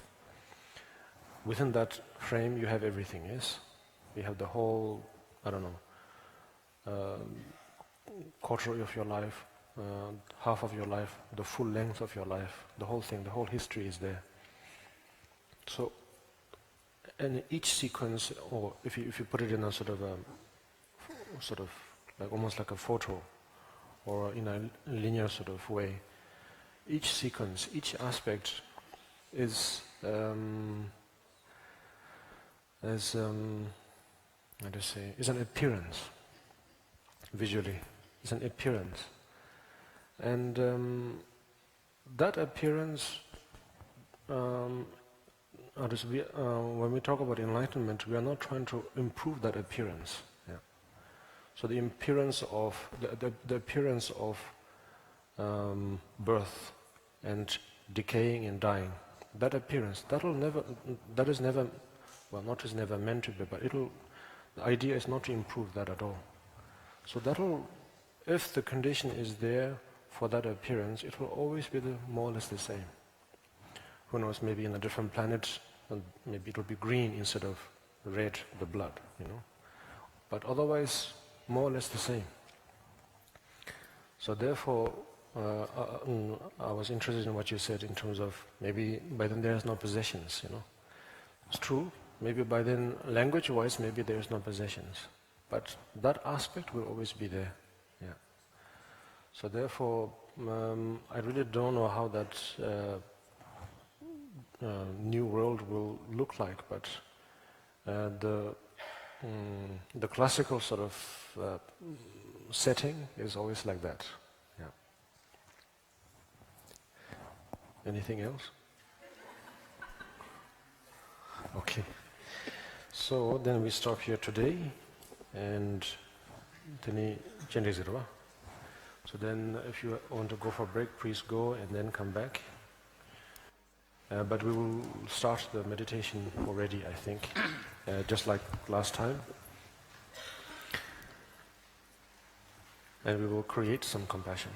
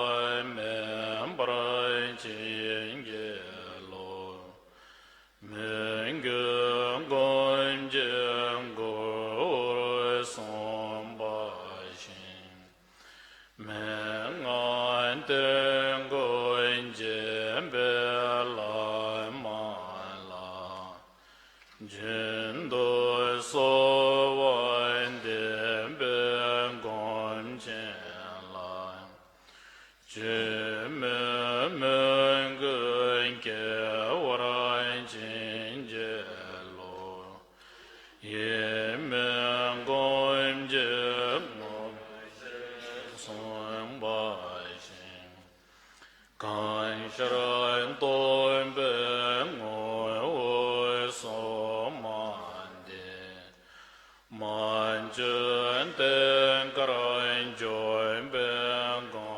chen la goem ja loin dain da orai chen ge lo nam doi ngoi wen chen groi son ba xin che ya mai che ya cha wa la man ga ro bran cha wen gom chen la kron de yere men to bran chen je lo che wa kon do yan da la ma dong ta men chen je ba la loin je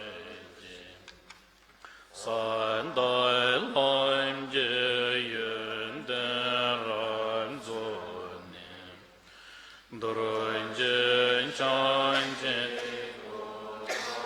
nyoro doi shoi san je chen dan son je chon nan la chan jo ban doi dan ne chap soi che da ge jin soi je be son nan ge do la ben je san je do bra shoi san je chen dan son je chon nan la chan jo ban doi dan ne chap soi che dan ge jin soi je be son nan ge do la ben je san je do bra shoi san je chen dan son je chon nan la chan jo ban doi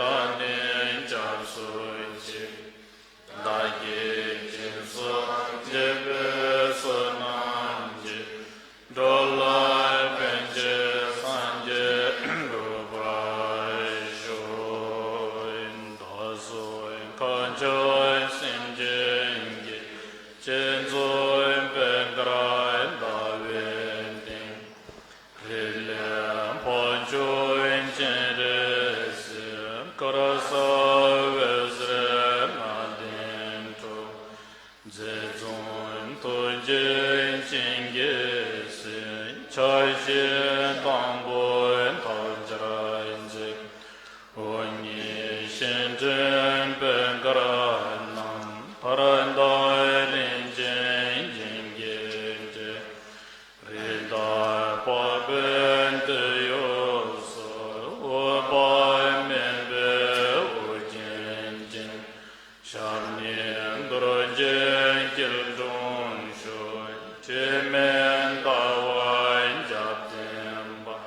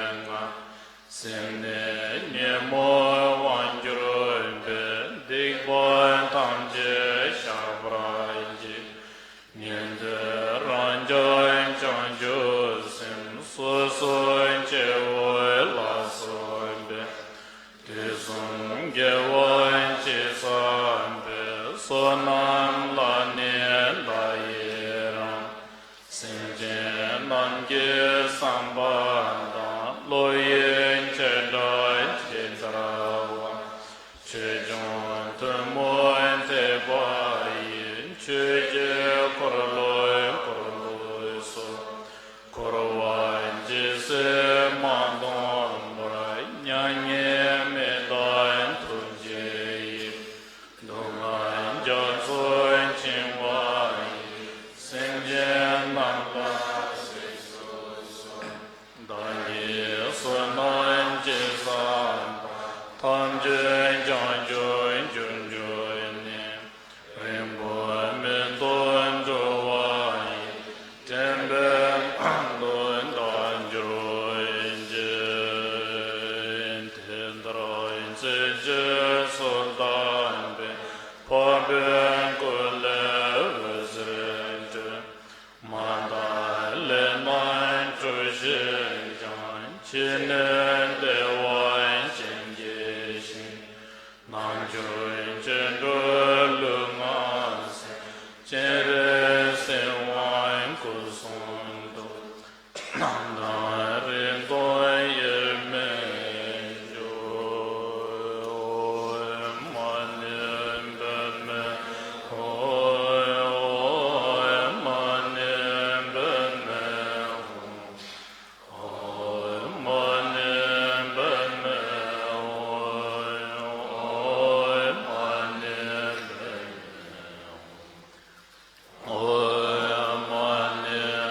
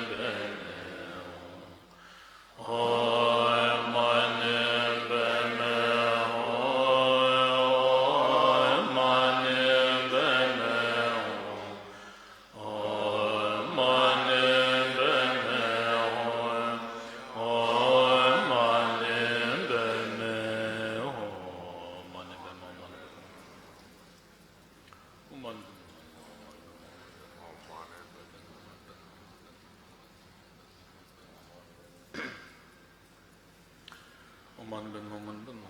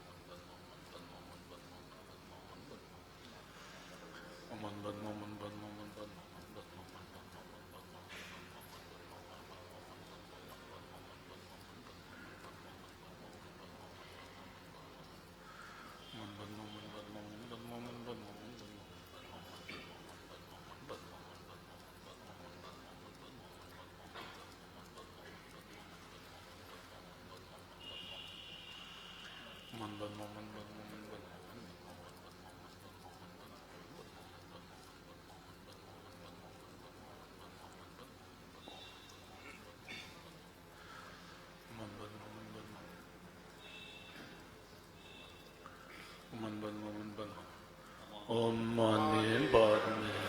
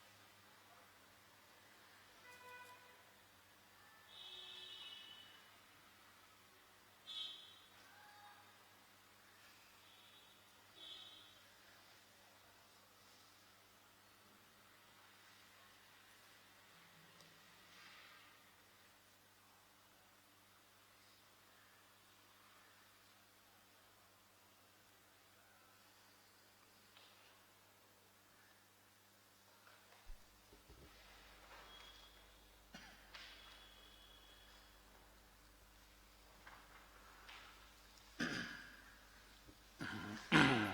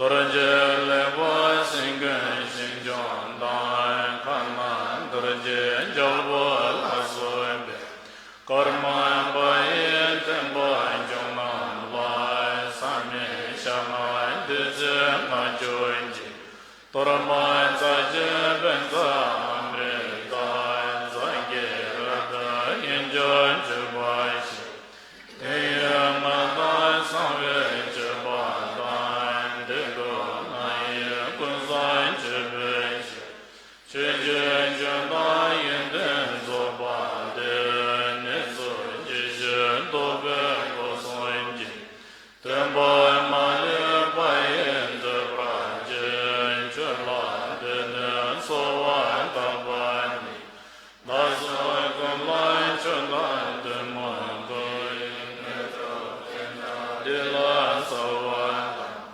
kebran zeren nemen bonjuru je yela samje keje samyela tunnen karma bai sheba goin dange male nyurandon dubanda karma bai denlan neje nan dange tawai shindo lobai nebon dadai nindon sado soen dendrai cheden deben gewan manjurun doa simjen damjen zobe sanjen goban tonjire ngoin danin chewan tamjen do lama mijen dorje idam dorje namjuruma chejom dorje perje namya yermen goban shoy emay hoy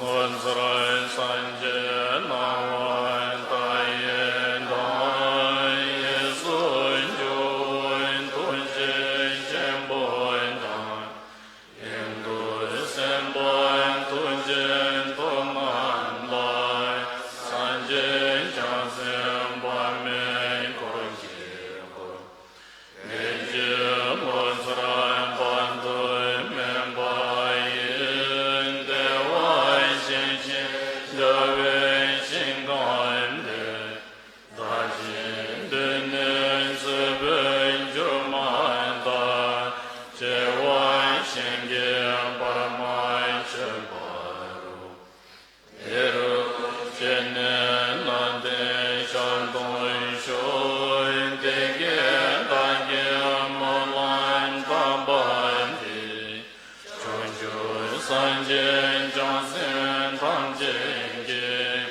gegmen dobrai chinje lamdusa teyan kai penzan jia awan buddha naye sohain chomden jawa senjen goin sonyen zolan jeran dagen de son gesan bain kunjo sambain chumparu gaven demban penjuin jen gewai simjen gunlan do dogen sanjen tomjuin jen gezan tamjen jen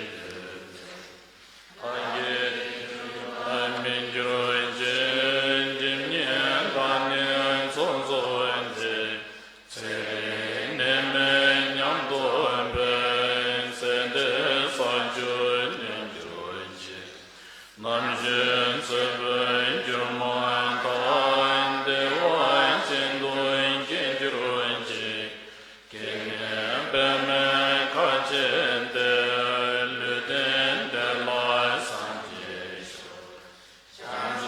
tonen jisen do tulben do jambrai jo so nan de